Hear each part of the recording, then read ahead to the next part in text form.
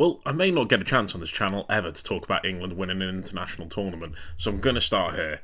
England under-21s beating Germany under-21s in the under-21 Euros. Said under-21s far too many times there. 3-2, goals in extra time helped England get to victory, 2 in a row. And it's nice to see that the future is in capable hands. I think England have got a really good, promising set of youngsters that they can build off of, obviously, and it makes you have a little bit of faith in the years to come that, you know, it's not all doom and gloom, which it always seems to be from an England point of view. No guarantee that all of these will work and find themselves into the first team. In fact, I'm looking at about 4 or 5 names in here that, at best, get a cap or two. You know, not to be harsh, I just the nature of international football. Not everyone who performs well at youth level walks into a brilliant first team career. It's a little bit like the Isotopes. If anyone's ever seen that Simpsons episode where Bart's like, "Well, Dad, this is where we get to see the stars of tomorrow," and Homer's like, "And a few wash-ups, you get a good mix here." And we get to see who's the wash-up and who's the star of tomorrow. But full credit to them, full credit to the confidence and the football they played with. It was lovely to see. It's a real good technical understanding of the game through English youngsters coming through at a technical level that I've not really seen from English football. And it does give me hope that we're breeding a certain type of youngster now coming through the academy. Not just players who get taught the basics. It's players that have a deeper technical level of understanding, that are aware of the space on the pitch and where to best receive the ball to progress it, not always having to lump it up to players running the channels. And so I'm going to go over the tactical side of the game right now. Now, what England's entire goal was with this was where to create the extra man and how to get around that Germany press, which was zonal. It was 4-4-2, as you can see lined up here, and it was about pressing the players on the ball and forcing errors and overload. Now, the under-21 level, sometimes the pressing can be a little bit all over the place and a little bit, for lack of a better word, poor. This is where you maybe miss out on that leadership that can sort of control it, that's used to playing at a high level, consistency, and playing against teams that are well scouted as well, and they have the intelligence to just sort of, you know where the danger is and know what space can really kill you. So sometimes it can be a little bit gung-ho, it can be a little bit lacking in concentration, and so it's a little bit easier to gain space against a younger team pressing. It's just nothing I can back up with evidence or stats, it's just the general feeling I have when watching these type of teams play. And with England, it was fluid, risky, it was great to watch. It was a thoroughly entertaining watch on both sides. And it would start off with Beadle being the centre part of that back two, who would split incredibly wide. Konza and Creswell, even to the point where they were both outside of the box, playing with a lot of risk, enticing that front two from Germany onto him, and outnumbering them with Beadle in playing out. They would generally look to block the passes into the two centre midfielders, into Alex Scott, into Elliot Anderson, who I thought were both tremendous as well. Hinshelwood would come in more from the left-hand side to take up a centre midfield role. Hinshelwood would look to invert from his full-back role, either as a deeper player here or high up, with Hutchinson staying up high and wide on the left-hand side. Difference on the right-hand side with Livramento, where he could go up, out, and back into his full-back position. Could stay in his full-back position if Elliot Anderson was in the centre. The moment Elliot Anderson would drop in, though, in between the two centre-backs, was when he would start moving higher up the pitch. And if Livramento was moving up the pitch on the width, Elliot would move inside to the half space, or Elliot could stay out wide and Livramento would move into a more inverted position. And again, Elliot Anderson, the tool of him dropping into that defensive line would be to again outnumber the press. And as you can see here, Voltemada and Viper had essentially 2-on-3. They were losing out on that zone, and so Elliot Anderson could play through. Voltemada would look to press here, Viper would then look to come across to Anderson, and where they gained advantages would be with Kwanzaa then shown for the ball here, with Scott dropping in and McAtee dropping in as well as the central players. McAtee would be more inclined to drop in into this area if Anderson dropped in so deep, so Alex Scott wasn't completely outnumbered. And then that ball could go into Kwanzaa. Gruder could come into this area here to try and close down Kwanzaa. This would then leave Hinshelwood as the free man, and they found him with a quick few third-man combinations, and Hinshelwood then had the freedom to attack the Germany backline. And this, I think, was the fantastic component of this England shape. It would be, they almost skipped the second phase. It would be about getting through that first phase, through patient build-up, through exploiting the extra man advantage, and then hitting quickly in that final line. And it wouldn't just be with this little Hinshelwood move. This was just one example of many. There's far too many rotations and combinations to really go over. And it wouldn't just be with Anderson dropping into this area here to help it outnumber the Germany press. Sometimes you just see him in the double pivot along with Alex Scott. This would then bring McAtee up higher up. Sometimes he could still drop into form a midfield three in this area. But if he was deeper, then Martel would stay marking, and Martel, it felt like, had a more specific role in marking McAtee. The issue with this is, with the two strikers getting pulled up to the back two for England and the goalkeeper, with Gruder and Nebel. Sorry, I'm not as familiar with these German players, sticking to the fullbacks, even if Hinchelwood was slightly inverted. This left Wright in this area with a 2-on-1 to Anderson and Scott. And again, sometimes the concentration levels of the younger players means that he can get caught even if they couldn't play through. I mean, if you look at Beadle here, if he's not closed down, he has a pretty easy option to hit either one and can easily manoeuvre it past Wright here. If it goes into Scott, Wright comes over, the pass goes to Anderson. I realise I've got these wrong way around, but that can happen when you're this fluid. Or even if he plays an outside twin, so let's just say if Beadle was to play to Creswell and Anderson showed for the ball here, Wright maybe wouldn't come across as quick, and that pass could go into Anderson and he could carry the ball forward. Nebel then having to react, or whomever is close. Martel would have to come and react. And it was the third man runs as well, through getting as many players in these deeper stages deep when building up and outnumbering that press, and then looking for the ball back into their run once they bypass their man. So if I just show an example here, let's say if it's Anderson dropping McAtee in this position here, then let's just give Anderson the ball here. Anderson can look for the pass here into Kwanzaa. Viper can initially look to stick to Anderson. Anderson's making this run behind Marcus. Hinchelwood pulling out wide here. And then as he's pulled out wide, McAtee's making a movement that's created space in between Martel and Gruder. Anderson can spot that, run off the back of his marker Viper, who maybe want to track him into a midfield position, and Hinchelwood finds that. And there's plenty of those type of combinations that England found to bypass that Germany press. As I say, they were always at an advantage, and if you include Beadle, that's 8 versus 6. Germany weren't willing to commit any members of the back four into that press to help outnumber.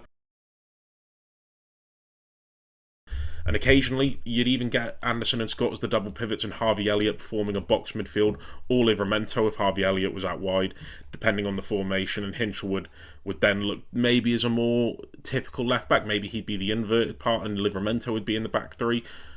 Again, just plenty of combinations, plenty of rotations that England could look to find. And again, this would cause Germany issues, because let's say if the front two still get pulled up to the centre-backs and Beadle, then the two holding midfielders have got 4 players to deal with. Nebel and Gruder getting pulled from staying out wide to then coming in narrow, and they didn't know what decision to take. It was a real discombobulation. Maybe one of them would get drawn up if one of the two midfielders dropped a little bit deeper as well, so that could still create space in central areas. And England did a fantastic job of just using a little bit of chaos to free space. One player I thought was excellent in these situations was Harvey Elliott, player of the tournament and deservedly so, despite the fact he's 36. But it wouldn't just be if he was out wide. His ability to move inside with and without the ball is key. And Brown didn't know what to do with him. Brown couldn't get close enough to him all game. And his ability to take the ball, carry it on the inside, and look for the run of Hutchinson, who I touched on before, was the main transitional threat and was key in offering that movement in behind. So let's just say if that Germany back four drops in deeper, Stansfield's making the initial run with Collins coming in here. Elliott could then look to find Hutchinson. I thought sometimes Hutchinson's running was a little bit aimless. Felt like he was running into traffic as opposed to running into space. So he'd almost run into a congested centre instead of pulling out wide, maybe sometimes to receive it in these areas. But he got his goal and he deserved it. Elliott doing excellently. And once there was a threat of the wingers coming inside to attack the space in behind for Germany and look to quicken the attack, adding a bit of pace and variety to it, you get the underlapping or overlapping runs of the fullbacks, Hinchelwood and Livramento, maybe even McAtee as well, to try and drag markers away to create space on the inside maybe, or down the line, depending on where the threat was in that specific movement. And they did very selfless jobs, just taking those markers away. Brown was more than happy to follow Livramento. He didn't want to get dragged too far inside for Elliott. And also, the beauty of teams now is not just in their build-up pattern, but I feel like to be effective, truly effective, you still need to have a direct threat, that transitional option to hit the ball too long if there's nothing on in the shorter build-up. And to be fair to Germany, as much as they were outnumbered, they weren't short of energy, they weren't short of intention to defend and reduce space, and covered ground really well. So sometimes it would be up to Stansfield, who did a good job with that affecting the game. I felt like he ran the channels well, worked hard, linked up, did his best to physically disturb defenders and connect. It was actually for the second goal, I believe, him challenging for the long ball, Elliott coming inside, and then finding the pass into the box, which resulted in the Hutchinson goal in what we thought was, game winner at that point. So it just goes to show, as much as there's all these build-up patterns and creating the extra man, you can't go wrong with going long sometimes. Also have an expert ball carriers once there is a little bit of space that's opened up to bring the ball out. I'm looking at Livramento, I'm looking at Harvey Elliott, even Kwanzaa a few times taking the ball from deep, which nobody really knows how to track a ball carrying defender. It's quite unique.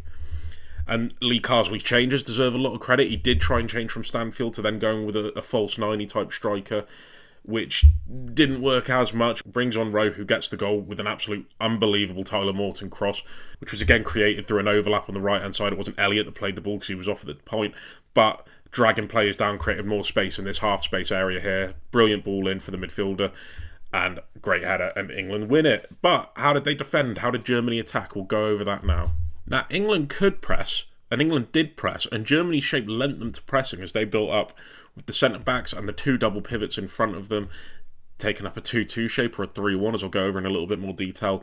The full-backs would start moving up high initially, with the front four forming a bit more of a narrow formation, with the width intended to be created by the wing-backs for Germany.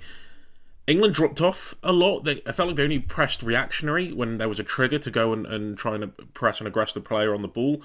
But we didn't see a lot of pressing. The one thing that I think England were trying to limit was the direct balls into the striker. And as I was speaking about before, where you still need that direct threat for England, Germany have two. Viper, who is 6'3", and I thought his aerial ability and his jumping reach was absolutely silly against England's two weaker centre-backs. And I feel like that's another reason why England didn't go to press, because the more you press, the more you rely on the aerial ability of your centre-backs to win those duels if the ball goes long. And I felt like that's where England are at their weakest. Kwanzaa is a bit clumsy in the air. Creswell can get beaten in the air, especially when he's up against 6'6" Voltemada. I think I'm saying that right, aren't I?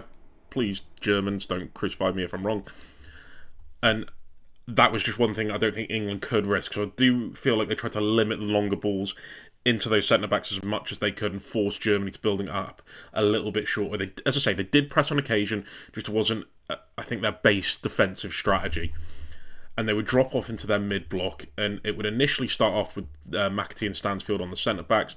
The issue with this is I thought Germany did a really good job of creating man advantages in this, if I'd just actually be a professional for once, in this defensive area of the pitch against the front two for England, and in the middle area against the midfield four. I felt like the creative advantages there to get the ball into the final third. And I know that may leave them a bit short in the attacking third, but the issue is once you get to the attacking third, you're closest to goal. And so then it's about how you can spring into attack in that area. And as long as you're in that final third, you have a chance of scoring. Getting to that is sometimes what's the most important. And it would be with either Wrights or Martel, typically Wrights dropping into that centre-back partnership, spreading them a little bit wider. If he didn't drop in, you'd sometimes get the goalkeeper moving up as well, allowing that double pivot to still take shape. He could make it a back three.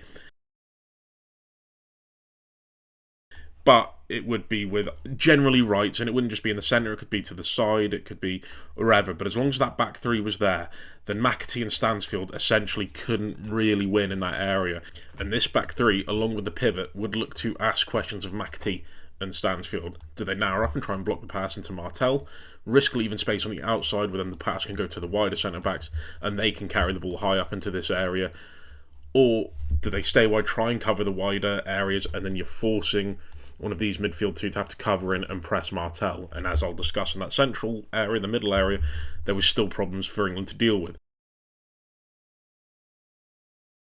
And that would be with, if I just move this here, Martel, Niebel and Gruder coming into these positions here. The two strikers of Viper and Voltemada would then turn into a sort of 1-1, with Voltemada coming into the centre area in that attacking midfield position, making it a sort of 3-1. And then you get the fullbacks pushing up high and supply the width in these areas. Sometimes it would be just Brown. Brown would always be high. You'd get Collins a little bit deeper. And if he was deeper, Gruder would still stay wide. But then you'd get the added bonus of having a wider overload in that area. If Collins could play the ball to Gruder, then you'd get an overlapping run, and it would all be about whether Hutchinson could stay with him. But generally speaking, it would be this, with, as I say, any combination of that three looking to play through. And the issue is that Scott and Anderson wouldn't leave Martel to the front to get back in and make sure he had as little time on the ball as he could if that initial press was beaten, which it was time and time again, just due to the complete outnumbering. And so you'd sometimes get these two still stuck up high, and you get either Alex Scott or Anderson coming in, making it already harder for that central area to deal with. You'd get Hutchinson having to maybe tuck in, and Elliott, Livramento and Hinchelwood would be quite narrow. And, there were just always options to hit. If they narrowed up like this, then if the ball goes to the wider centre-backs, they could play the ball to Brown, who could then look to charge forward from the left-hand side. Or maybe if Elliott got caught coming round, then that pass could go into either Voltemada to Nebel or whomever, depending on the position of Anderson. There would always be a free man. Gruder could look to come in and see how far Hutchinson was really ready to go. So, they couldn't really make a right decision from these positions, England, and it was a real struggle for them. As I say, Elliott and Hutchinson got caught so much in between fullbacks, in between wingbacks. You didn't really see Hinchelwood or Livramento engaging from fullbacks either to get close to the wingers. I only can assume because of how concerned they were with the fullbacks overlapping and the wide players' ability to track them, which is fair in some cases, but even the odd time that Alex Scott was still in, you're still on a 4 versus 5. Voltemada did a really good job of riding press as well. He could get up against man, use his physical frame so that even if he was marked, he could still receive the ball, turn and play forward. Viper's movement in the box I thought was exceptional. I'm not going to pretend to have seen him play at club level at all, but I thought he was a real threat. His movement in the box, the way he sort of moved in and out against Kwanzaa or Creswell was excellent. His header to finish off, could argue maybe Buell could have done a little bit better for it, but it was exceptional nevertheless. I thought they approached this match really well in that front, Germany. As I say, they got the numerical advantages in the first phase and in the second phase excellently and hit with quality. England, to be fair, they did react well. The odd time Germany got into those central areas of the pitch, they did try and squeeze up well and win the ball back, defend with tenacity, defend with aggression in those central congested areas. But again, football is still a numbers game, and they were without the numbers. But they recovered in well, and they defended the box excellently, especially in the second half when it was getting a little bit tough for them. Kwanzaa and Creswell did that excellently. They got the numbers back and really made it hard for Germany to penetrate. Set pieces were also a threat for Germany, as we saw for the second goal. Brilliant finish from Nebel. But I'd love to know what you guys think. Let us know down below. In a bit, lads.